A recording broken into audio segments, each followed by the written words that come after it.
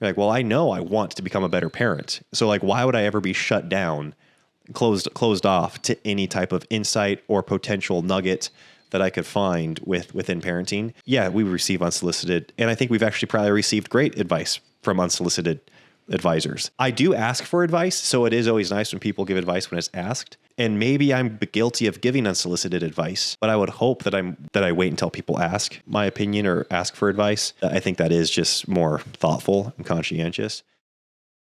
Okay, you guys, we are back with another podcast, and this is fun. We're going to try to get through quite a few questions today and do kind of a quick popcorn Q&A, which would be really fun. If you guys enjoy this episode, don't forget to give it a thumbs up, like and subscribe on YouTube, leave us a rating or review. You guys know the drill. Share with someone that you care about. Those are all things that help this podcast grow, and we are so grateful to you guys, our listeners, who are consistently spreading the word about the podcast. Something we wanted to let you know about that's time sensitive is that the spring issue of the magazine is launching. Launching as in Elisha will be sending it out from the bottom of our barn. So it's not going to be quite launching. It's not like a rocket ship. Yeah, it's going to be probably pretty slow, honestly. But we are excited to get it into your hands in March. So this is your last chance to order the spring issue of the Now That We're a Family print magazine. We'll have a link for you to do that below.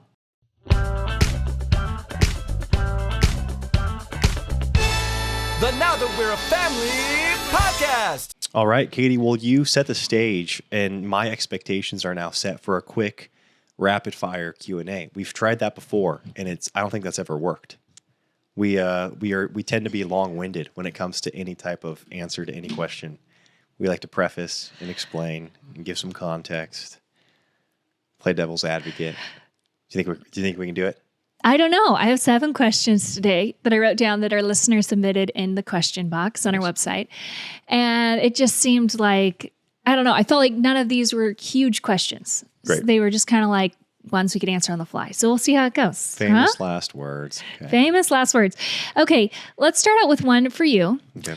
Is Elisha uncomfortable with Katie calling her parents mommy and daddy? I don't hear many adult children refer to their parents that way. Yeah. I think we've talked about this before. Are you uncomfortable though? I'm not. No. To answer your question, no. That is Chad and Janice. That is their name for their children and even some of their in-laws as well. Some of their children-in-law. That's true. Not their in-laws that aren't like their children-in-laws. Yeah, like some of my brothers-in-laws Right. call my parents mommy and daddy. Right. I do not. I do call them Chad and Janice, and I do hope that they, that's respectful enough for them. I think it was, I knew them for so long prior to marrying you. And so I just have always known them as Chad and Janice. They weren't like second parents to you. It's the same with your parents, Joe and Lisa. Yeah. I wasn't coming in and my first impression of them was this is going to be my parents-in-law. Mm-hmm. And so maybe I will come up with a familial term for them. Right. And so I'm grateful that I'm just able to call them Joe and Lisa. Yeah. I did call them Mr. and Mrs. Boatberg my whole life, and that changed when we got married. You're right. Because I'd always known your parents as Mr. and Mrs. Boatberg. Yeah, and I probably should have known your parents as Mr. and Mrs. Johnson because I was pretty young when I met them. But I don't think I ever called your parents Mr. and Mrs. No. I mean, you knew a lot of Mr. and Mrs. Johnsons. Yeah. With all the siblings. So maybe that contributed. I know. So, okay. So growing up in my home and probably the same in your home, we didn't call our parents mom and dad. Mm-hmm. And that was intentionally just to have a more formal term for our parents as a sign of respect. We went with, in my home, mommy and daddy. I probably would be more, like usually when I refer to my parents now, I will say my mother or my father, not my mommy or my daddy. Mm-hmm. I'll say my mother or my father. But then when I call them something, I still call them mommy or daddy. Like to me, that is their name. Mm-hmm. So where you would call your parents mom and dad, maybe our listeners, I just say mommy and daddy. There's nothing real strange about it. It's just... Yeah.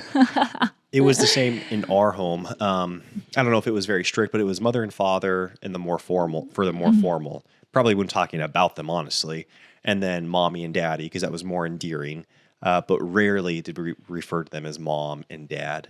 And yeah, for whatever reason, I always thought that was just kind of curt and short and borderline disrespectful. I don't know that's the case or not. That was always my perception. It's like it's mother and father or mommy and daddy. And so, yeah. So that's where we're at. And I hope my kids do the same thing. Yeah. So, I mean, they aren't allowed to call us mom and dad. Obviously, they can refer to us as their mom and dad, but they don't call us that. Okay. With all of the uncertainties in the world, the talk of end times, and the birth pains we are witnessing, how do you plan for the future and prioritize? Yeah, I do think that we are I'm sure we ebb and flow as to how aware we are of world events, local events, national events. Actually, I would say probably currently we're not very aware. I think that I was more aware throughout the actual election and the election season, and then I'm pretty out of touch, I think, currently with what, catastrophes may be happening, or I know that there's still wars going on, but I have no idea at what point we are, like in the Ukraine-Russia war or in Israel and Palestine. I just don't know where they're at in those. And I think we've always felt compelled to be very aware of what's happening locally and regionally for the sake of protecting our children. And at least I feel, called to be very aware of that. And then as far as like the end times, yeah, we've definitely been influenced over the last few years with a lot more post-millennial thinking.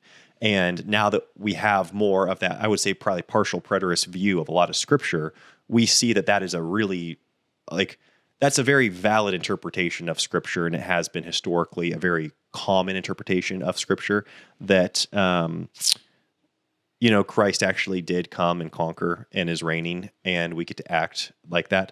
And again, this is kind of relatively new to us. We weren't brought up with this mindset. And still the majority of the people that we are around, I'd say, don't have this. Or I'd say maybe it's 50-50 now. Some people have this mindset and some people don't. But I just am one to believe that there's never been a better time in history to be a Christian. Mm-hmm.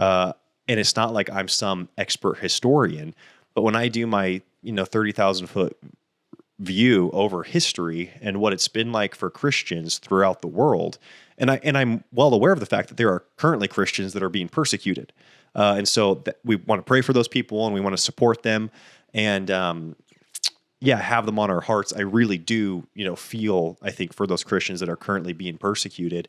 And yet I'd say there has never been a better time in history to be a Christian from a just peace standpoint, from not being persecuted, generally speaking. And so again, that's what I think. I know that there have been some bumps along the way over the last even 100 years, but like right now, 2020, and this doesn't have anything to do with like even who I would have said this even prior to like Trump becoming president and JD. I would have said that even when Joe Biden was president. I just think it's a really great time to be a Christian. We have so much liberty and freedom to be able to homeschool our children, bring them up in the nurture and admonition of the Lord. And that exists more in the world than what I know of it ever existing before. And that's not to say I know that there is still persecution in various parts of the world. But I based off of my 30,000 foot view of history since the time Christ came until now, it's better to be a Christian. We have more freedom than ever to worship. And so that's just how I see it. And I see it, and I think it'll continue to be that way. Yeah. So when we think about prioritizing or how do we plan for the future, we are thinking for our children's children's children. So we're thinking, okay, how do we set up our children to then raise children to glorify the Lord, who will then raise up children to marry and have other children. So our perspective here, when we're talking about business, when we're talking about where we're building our home, when we're talking about all these things, are with that perspective in mind. And that's not going to say America's going to be here forever. We have no clue. You point out the uncertainties in the world here, and the world's always been uncertain. There's no more uncertainty today than there's probably more certainty today than there was a thousand years ago. I mean, we have so many things to let us know what weather's coming through, and we have lead ups for even dictators, who's going to take over, and rumors of wars, and all those things we're getting updated on, we're getting notified on. So I think there's actually a lot less uncertainty in the world. But that doesn't mean that it doesn't feel uncertain all the time. So when I look at scripture, I see God always telling his people to prepare a long time in advance. And really the only time we don't see this is when he's speaking directly to the Jews in Jerusalem saying, hey, woe to you if you're pregnant, woe to you if, to the married women, if you have children during this time, you need to run for the hills, you need to hide. Don't take a thought of, don't grab your coat, just make for the hills, right? So we see this, don't plan for the future, just get out of there. And that is when Rome attacked Jerusalem and totally destroyed the temple and all of that. So yeah, the streets were running with blood. Yeah, so we see that in history, but that's the only time that I know of where God's speaking to his people and telling them, hey, don't take any thought of the future. Up until that point, usually when he's speaking to families, heads of homes, things like that, he's saying, hey, prepare. Yeah, well, Jesus says, take no thought for tomorrow, what you will eat, what you will drink, but seek first the kingdom of heaven. Yeah, and in that comparison. Right. He's not saying don't ever think about that. He's saying, hey, before you do all those things, seek first the kingdom of heaven. And all these other things, he doesn't say, he says all these other things don't matter. That's not what he says. He says all these things will be added unto you. And so I do think it is incumbent upon Christians. We seek first the kingdom of heaven and his righteousness, his will, what he would have for our life on a day-to-day basis. I think that you can do the general, Lord, what do you have for me today? But then also have more of a zoomed out perspective of, well, I know what I'm supposed to do from a professional standpoint, from a parenting my children, from being the spouse to, being a spouse, being a part of my local congregation. And so there's a lot of things that we don't need to wake up and say, well, Lord, what would you have me do today? Because we know he's given us children. We know he's given us a spouse and a local community to be a part of. And so we can walk faithfully in those things. Yeah, I think this is one of the unfortunate parts of dispensationalism that kind of blew in. And that is the separation between the earthly kingdom and the heavenly kingdom. And so we see even, seek ye first the kingdom of heaven. That has practical ramifications here on earth. We say that verse so tritely, seek ye first the kingdom of heaven and his righteousness, right? Mm-hmm. But then it's like, okay, what does that practically mean? Is that only praying? Is that only reading God's word? I think it's seeking God's heart and how he would lead us here practically on earth. And so when I'm seeking the kingdom of heaven, that could mean, okay, how am I interacting in my marriage today? How am I training my children? It has very practical ramifications here on earth as well. It's not doing away with our life here on earth and saying that life doesn't matter. So anyways, I guess we really aren't scared for the future, regardless of what the Lord has. Yeah. And that can be very tragic from one family to the next, regardless of what's happening on a world stage. Yeah, because I think when I say there's been no better time to be a Christian, I'm saying generally, I think there are more Christians living in more freedom than ever before. However, I think there are unique cases of people being in more dismay and trouble than what they could ever imagine. And I think that could come upon us. That can come upon individual families or just individuals at any, whole countries. Or whole countries, exactly. And so I don't think that, I still think there will be these very, what's it called? When it's really fixated on one thing, concentrated. There might be very concentrated expressions of persecution to Christians. I think of Christians that were hiding Jews during the Holocaust. There was a poignant, direct assault on Christians by the Nazi regime in that time period for Christians that were trying to serve, the Jewish people and hide them and preserve them. And there'll be times like that, I think, going forward. But generally speaking, I think it's just, there's never been a more globally better time to be a Christian. Yeah. Okay, so this one, smartphones. I know we've talked about smartphones a lot, but this was a question from a guy, and so I felt like we should honor that. we get probably 75% female questions. I feel like guys aren't going to message in. So it's fun when we go. But he was asking specifically about smartphones. I'm going to grab Lyman here. Go for it. And ones that don't offer internet. Is that all I get? That's all we have to work on right there? Work with, I mean? He was saying how even some flip phones offer internet, which is true. And he feels like they want to get away from having internet constantly at their fingertips before their kids get older, so that's like what their kids know is them in a life without constantly needing that.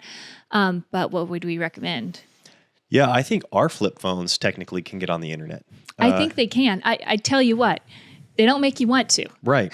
I mean, I don't know how to do it, but I know you can technically. Yeah, and so I currently don't have a flip phone, but the one that I had right before the light phone, I'm pretty sure you could get on, because I remember it would give me the option to like open a link if people sent it in a text, and I'd click on the link, it would like open a browser and start buffering or whatever, like loading. I'm like, what in the world is this connecting to the internet?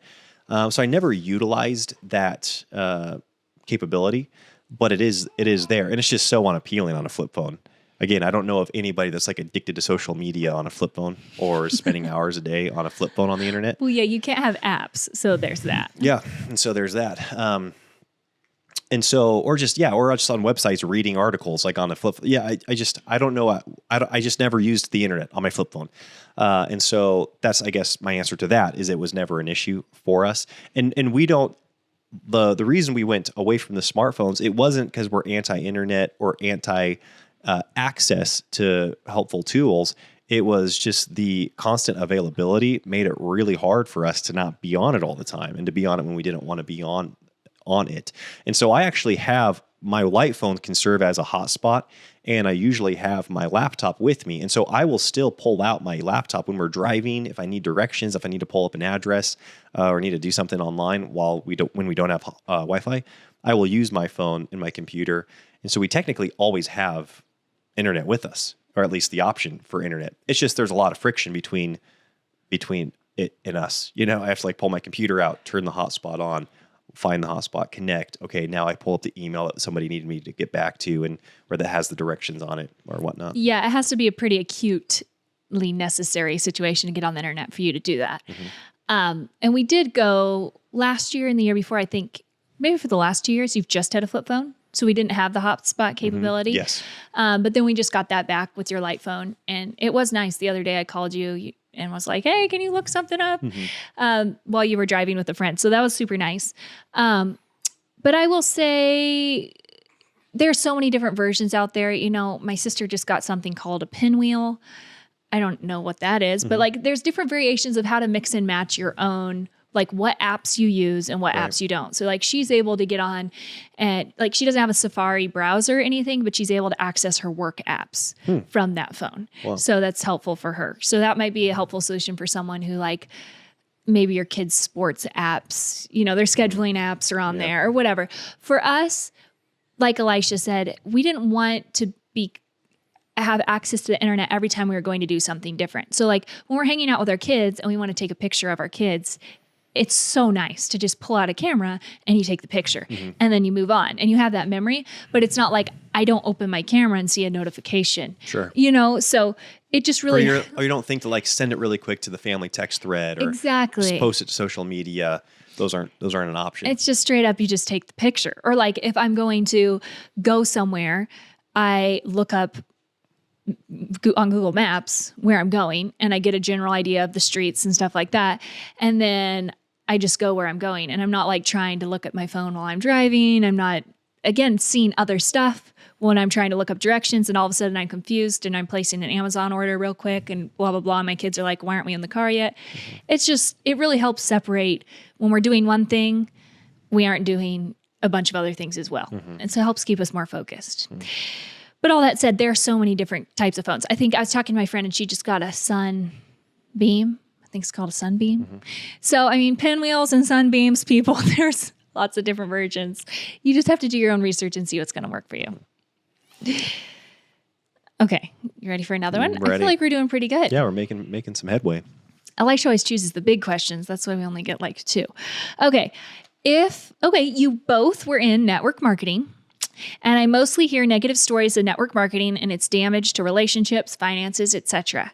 The good, air quote, stories I hear all sound the same, rags to riches, and almost a prosperity gospel undertone. I'm leaning towards these companies not being good ways of making money, spending your time, etc. But this gal wanted to know our thoughts, seeing that we have experience in this. Yeah, I feel like she's using a lot of wisdom because I think if there is something that, because we've been in one primary MLM, but then we've also been a part of other ones as well. Like Beauty Counter, I sold Beauty Counter makeup, which is technically a network marketing company. It's more like direct sales, which, I mean, if you get into that world, you know, there's like a little But I think it is differences, multi-level, right? It is multi-level. But Yes. it feels more like direct sales because I feel like Yes. Cutco is just direct sales, right? But you can't have I don't know. multi-levels. People hate it. So I'm guessing there's some kind of MLM feature to it. Oh, I always thought Cutco had a different structure than MLM, but maybe I'm totally wrong with that. I don't know. See, I love Cutco knives. So I was just on a thread about them, like a Reddit thread, and people were ripping it apart for the pyramid scheme Oh, thing. okay. Because I knew it was direct sales, but I didn't know. I didn't think it was I don't know. multi-level. Yeah, and I think when we got started in the company that in Neolife, like my parents had been a part of the company, and it's not like they definitely weren't one of those horror stories. They were just kind of like, yeah, it wasn't for us. And I think the wisdom they gave was just kind of like, hey, make sure you don't buy a ton of inventory because that's the old model, right? Invest a lot of money and then have a bunch of products in your garage that you feel pressured to sell. Which I don't think any companies do that anymore because of online fulfillment now. But the reason I like that she's using wisdom is because I think if there is one of the shortcomings to MLM is that they make it sound like everyone should do it.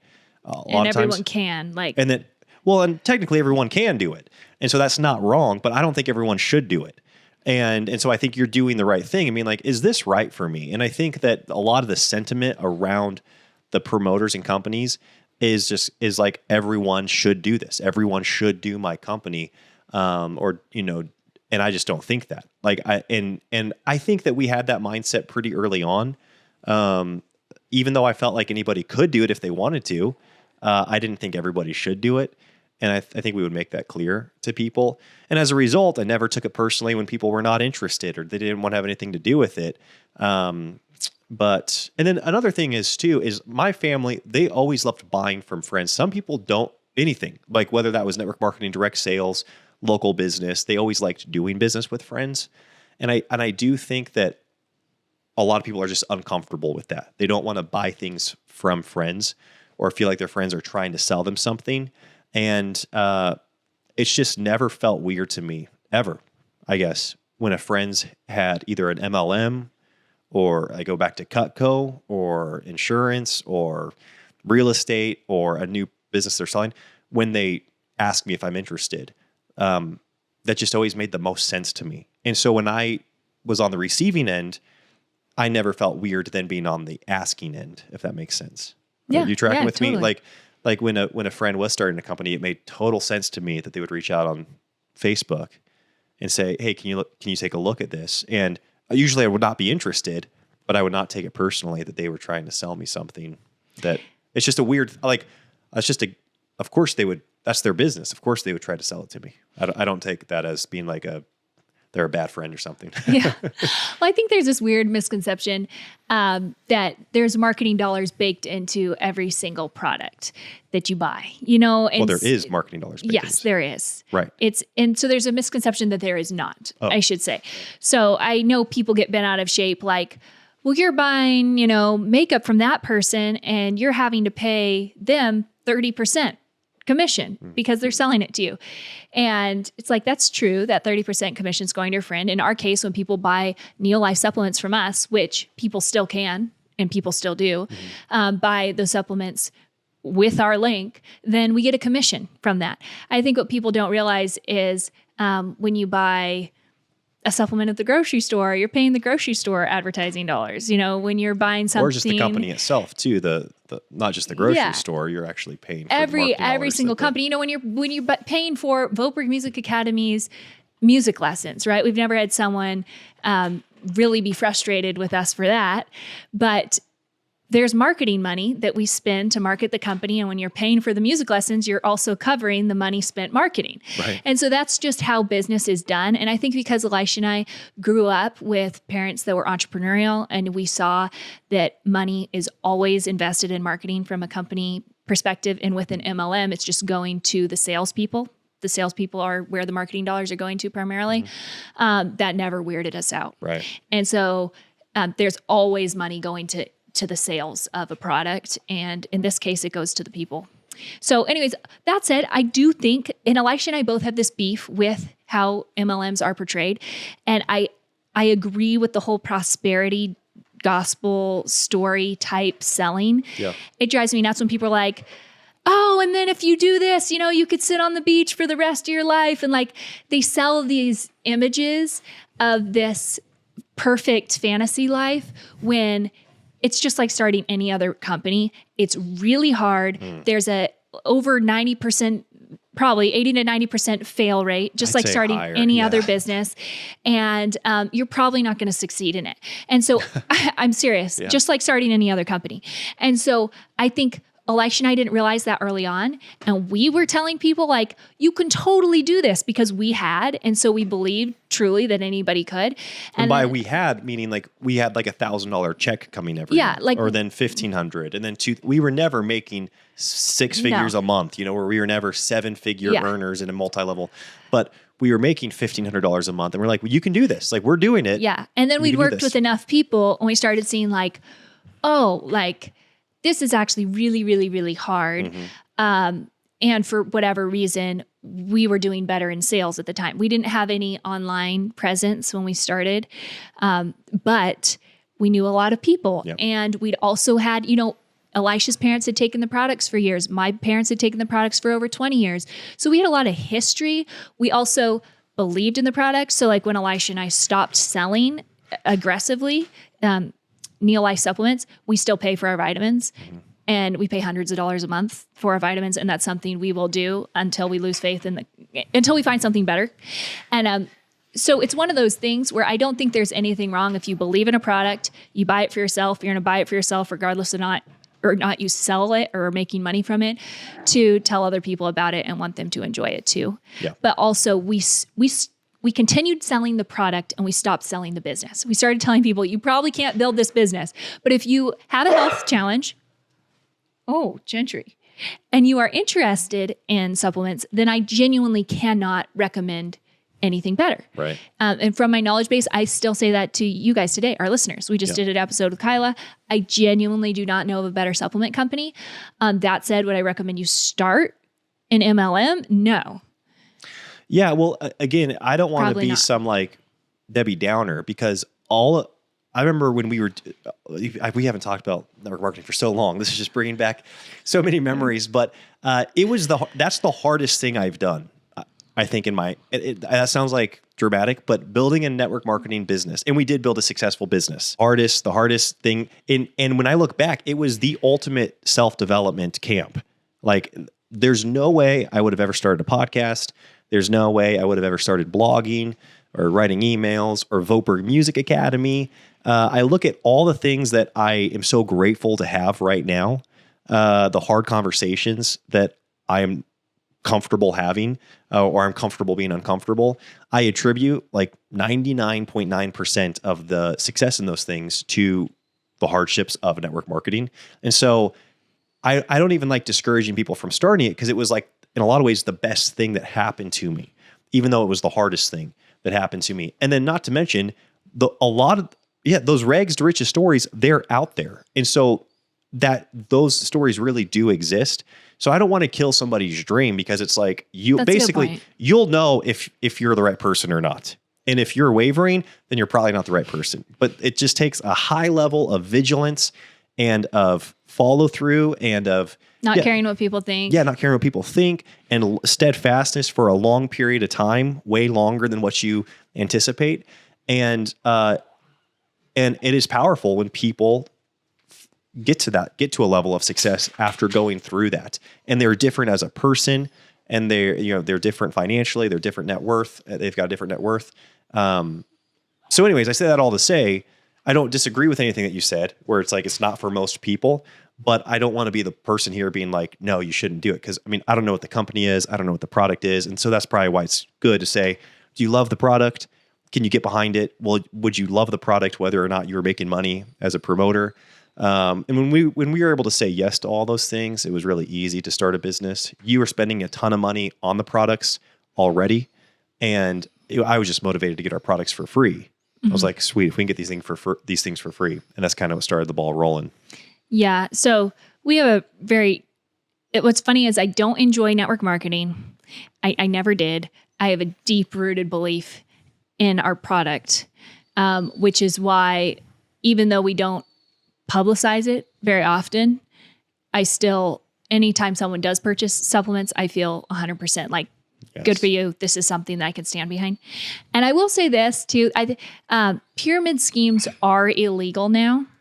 And so that's the good news is you aren't going to get sucked into a pyramid scheme because they are illegal. But if you're considering joining an MLM, don't think your upline is going to give you help you run a business. It's like any other company in terms of it's going to take you probably years to be successful. It's going to be very hard and it's 100% up to you. So if you fail network marketing, it's your fault. Okay. And that's something that I think isn't really told at the beginning, which is why people get hurt feelings with friends or whatever. Cause they're like, you told me I could have a big business. And it's like, well, maybe your friend did promise you something because they said you would have a good business and then you didn't do the work. And so you didn't have a good business. But at the end of the day, anyone who has a really negative story, that's on them. Yeah, it's not anybody's fault. Either you didn't do your research and see what it was going to take to grow a company and you went in with expectations that like your friend was going to build your business for you, or you didn't do the work that was required. So I don't know. I don't have a lot of empathy for sob stories with MLMs in our generation because yeah, our parents got ripped off the way pyramid schemes were still legal in the US, but today they aren't. And so it's like, if you got what it takes, you can grow a successful company. If you don't, you won't. And just make sure you believe in the product and you're being an authentic person and a good Christian. Yeah. I mean, I maybe have a little bit more empathy. You ready? Here we go. Elisha in general does. Good. We got a little good cop, bad cop going here. Because I do think something that is unique about network marketing companies is that their promoters, their marketing are people that are very flawed and don't have like always legal, like a legal board overlooking everything they're saying to potential customers or other promoters and business builders. And so I do think that promoters, for the sake of hitting an incentive, they need to get their second promoter on this month, or they need to, in order to get the bonus, they'll say things that are simply inaccurate or not true, misleading. And I don't think that there's necessarily a system in place to always hold those people accountable, because it's like, well, they said, and it's like, well, yeah, but that's not how it is. And so true. It's like the company won't say that, right? Like our company, when you look at our company's website, and most companies, it's like everything they say is very above board, and it's everything you just said, which is like, this is up to you. This is your business. Like, we're not promising you anything. And also, like, these products, they're not going to claim extra, terrestrial things about their products. Whereas promoters and flawed humans and desperate humans will end up saying things that they're making up, or they're not sure if they're true or not. They're not fact checked. And I think that's where people get probably misled and then can ultimately be a victim. And I think there probably actually are some victims where it's like people get taken advantage of because somebody that they trusted were like, they said that this vitamin would cure everything under the sun, and that I'd make, and I'd easily make it, and even if it's not millions, they said I'd easily make this much money. And so anyways, that's me, because I think that exists for sure in the overall MLM atmosphere out there. I think anytime you're going into business, you need to do your own research and look out for yourself, put on your big boy pants and do your own research. If you got suckered into something, then you're probably going to get suckered into a lot of things over your life. So I would just tuck that away in the back of your head and try to not let that happen again. Yeah, it's fool me once, shame on you. Fool me twice, shame on me. Yeah, or fool me once, fool me, don't get fooled twice. Yeah, what does George Bush say? That is such a funny line. But yeah, with the way he says it. But yeah, there is an element of kind of like, oh, well, that's a bummer, like that. And I do think that happens. Yeah. In MLM more than because it's just a unique... Because you trust the person. Right. And so I think you're right, Elisha. I think people trust the person so they don't do their own due diligence. Yeah, exactly. They just take someone's word on it. And maybe that person isn't even trying to pull the wool over your eyes or lie to you, but they don't have all the information and they're just zealous and are like, this is great. We're going to do this together. And like, they don't know what they're getting into either. Right. So anyways, all that to say, I understand why network marketing gets a bad rap. Yep. And I also don't think it's evil. Right. So there's both those things. It's like, and I'd probably advise most people to stay away from it when it comes to building a business. But if you love the products and you would like to buy the products, you are not getting scammed every time you buy a product that has marketing dollars baked into the product, because that is every time you buy something. Right. So don't think network marketing is special or you're getting the wool pulled over your eyes in every area of life. Yeah. When you go to purchase something. Yeah. And if your friends are getting a little commission, I don't know why that wouldn't make you a little bit happy. Like, I still love finding old links from friends when I'm going to order something that I know that they're affiliated with. Yeah. It's like, or just some random person I don't know gets money, like gets the profit. I don't know. Well, yeah, this is the thing. It's like, again, going back to Elisha and I are involved in traditional business and we've been involved in network marketing. We've never had someone say, I cannot believe you're earning money for giving us music lessons. Right. But we have heard people say, I can't believe you're earning money when we purchase supplements through you. Yeah. Not usually the people that buy, the people that don't buy, or like, I can't believe that if I bought supplements, you would earn money. And it's just kind of like, well, you don't have to. Like no one's forcing you to buy vitamins or music lessons or the Get It All Done Club or anything, any offering we have. But I see all of it as the same. And I know a lot of people don't. Yeah. I guess. Okay. That was a big one, huh? Yeah. I feel like I'm pulling out very good ones. Okay. Do you ever get unsolicited parenting advice, and how do you handle it? I'd say occasionally. And because this will happen, it happens a lot when people, I'd say from people that don't know us. And it's always like really sweet and endearing. And it's never like, I know more than you, or they don't have good advice. A lot of times it's great advice. And that's something that, I go back to like your Uncle Rudy, his advice he gave us when we were taking fiddle lessons from him.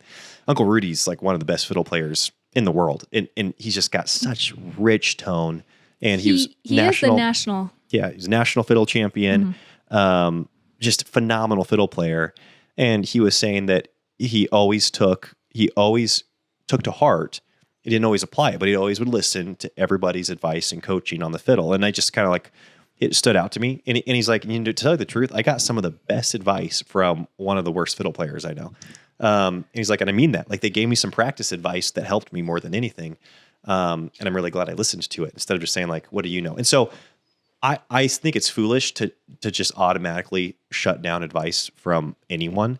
I don't think you should apply everybody's advice or take action on everyone's advice, but it's just like free advice, even though you say it's unsolicited, which can be frustrating and seem kind of patronizing. But when you look at whatever it is they're giving unsolicited advice in, like parenting, you're like, well, I know I want to become a better parent. So like, why would I ever be shut down, closed off to any type of insight or potential nugget that I could find within parenting? And, so I say that all to say, we receive unsolicited, and I think we've actually probably received great advice from unsolicited advisors. And I don't know. I do ask for advice. So it is always nice when people give advice when it's asked. And maybe I'm guilty of giving unsolicited advice, to people, but I would hope that I wait until people ask, my opinion or ask for advice. That I think that is just more thoughtful and conscientious. We definitely, it never bugs me when people give me unsolicited advice. Like, they're going out of their way. To me, it would be easier for them to not give any advice. They're taking more time. They're showing more interest. They're being more thoughtful. And a lot of times, I think, by giving advice, whereas everybody else could just turn around and be indifferent. I don't know. Wow, Elisha. What? See, I have such a wise husband. It's true. I think that's a big reason why we're blessed just because of your leadership in that area and No, just like I like said- not letting your ego get in the way. Because it's not easy to always receive unsolicited advice. I mean, I'd say it's probably never easy to receive unsolicited advice because you aren't prepared for it. Like when you're asking for advice, you're saying, hey, I get that there's this, I'm already acknowledging an area I'm off in or would like insight into. And so you're prepared for someone's critique. When it's unsolicited, you're never prepared for it. It's just kind of out of the blue. Sure. Yeah. And I would say primarily we don't get that in person. It's more rare that we get that in person. I think our parents would probably be some of the people or close aunts and uncles. Or, Well, but again, you I know. would say that that's solicited from kind of like past things we've said. Yeah, like I'm not- We've always Yeah, made it exactly. clear to both of our parents that, hey, please speak into our lives if you Yes. see anything that compels you to speak into our life. And I think our aunts and uncles feel the same type of. We've communicated a similar sentiment towards aunts and uncles and people that are close to us. And primarily, yeah. So I was going to say, I agree with you. I think primarily our parenting is received positively in public, which is really sweet. Like even like when we're on the airplane or when we're out to eat or when we're, going places, typically people come over and are just encouraging, which is really yes. nice.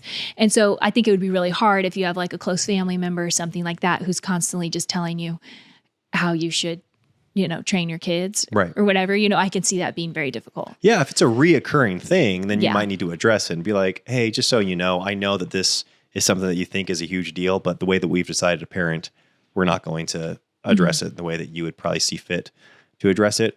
And we haven't ever had to do that. I could see it, but again, we don't live close to like family members or like we've never been in a situation. I think we've been in situations that could have gone to that point, I should say. And then we just, left. No, but maybe we did because of what circumstances, provided. And so, if it's ongoing, if it's like I'm talking about like one-offs. If it's like a Yes. one-off thing, Which every once in a while we do get. we do, especially when you're out in public, because even our comfort level with, like heights or safety, our kids climbing up on things is definitely probably going to be different than a lot of people.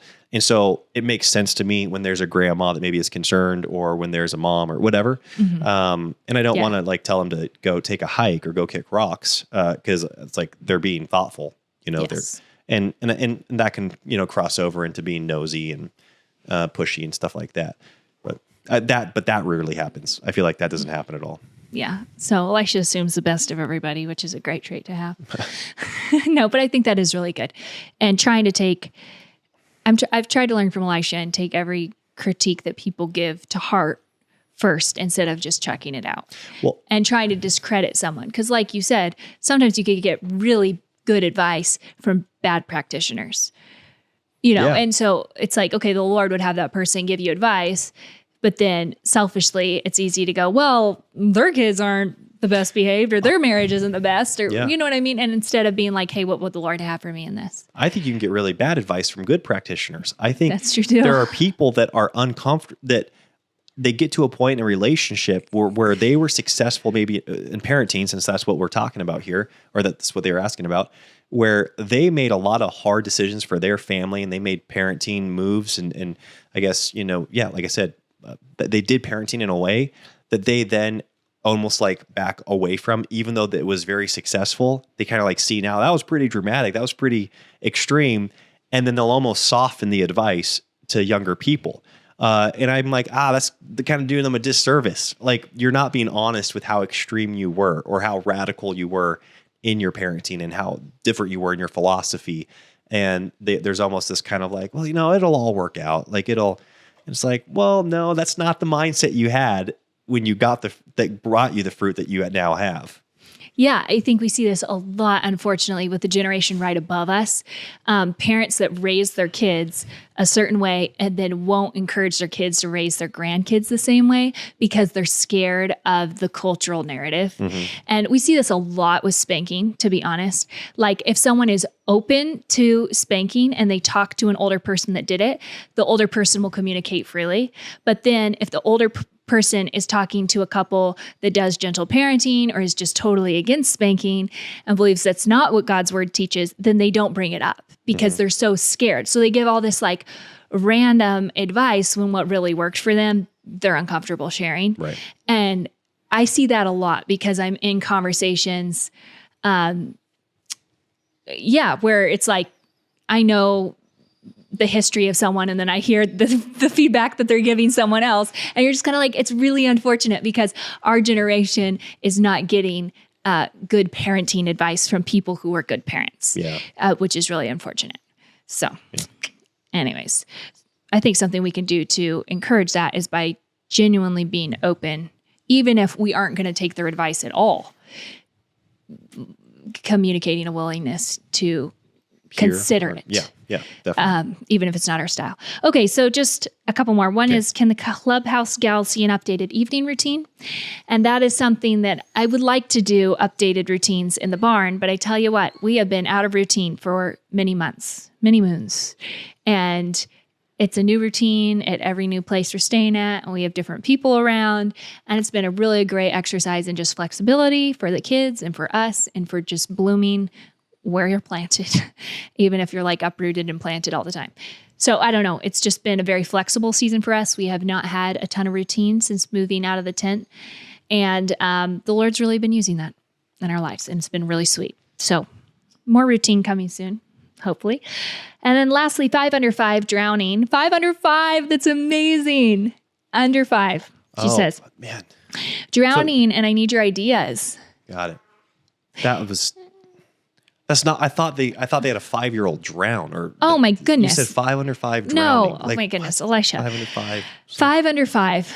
A gal has 5 under 5. She's drowning. Needs our ideas. How do you feed, entertain, engage children in good play, and still have time for your spouse and children individually? And I would say it's not one thing. It's a lifestyle, and that's why the Get It All Done Club exists, honestly, is because it's dozens of little things, I think. Some things that come to mind, though, just off the top of my head, would be something I do like when having a newborn is not making meals when you're hungry. So like prepping dinner during the children's nap time in the afternoon can really help so that everyone's not starving at 5 o'clock. And that's usually the baby's fussy hour. So you're holding them and you only have one arm free. And it's just a chaotic time. So trying to do things in advance, I would say, can be very helpful because there's usually a little lull on your day. Maybe you have one child napping or 2 children napping. Another thing is just really getting all your children on the same schedule. I would say this is one of the biggest things for us. Knowing that all our children are going to be in bed at 7:30. Right now we have an infant, and so he's still awake till around 10, but his bedtime's gradually getting a little earlier. And then having them stay in their rooms till 7:30. So you know that you have that time in the morning. You can use like a Mela clock. I think that's what we found on Amazon for a while until our children could tell time. And that was what we used morning bags when our children were little. And so at 7 o'clock, we would go in with a snack or a toy that they only got in the morning, give that to them so they have something to engage them while they're in their room. And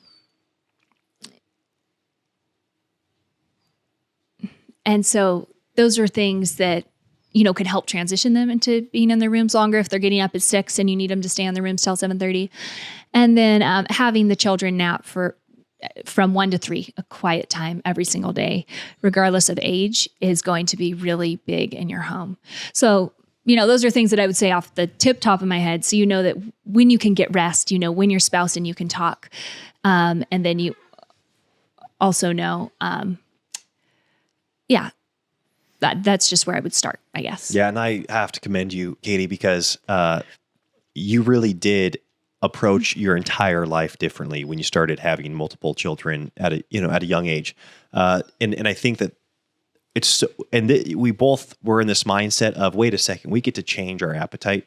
And so that meant everything was on the chopping block, so to speak, or everything was on the table when it came to making changes in our home. And so when you look at your priorities, say it be when you work out or when you have your quiet time or when you go on dates or when you go out with your friends to coffee shops or when you go to the park or when you go to church or when you go to small group, when you go and you put everything like on paper that you do in a week and you're like, okay, what can go, or what can we actually morph into our life so that we don't, like, do I need to do CrossFit at 6 a.m. every morning? Okay, we don't need to do that. Do I need to have an hour long workout? Does my devotion have to happen at this time? And when we were able to say we can adjust our entire life, if it's a priority to us, we really can. And you were willing to do that. It was really inspirational, because I look at what we actually enjoy now. It facilitates a healthy home life. And we don't have the five and under, but we have our 6, 8 and under now.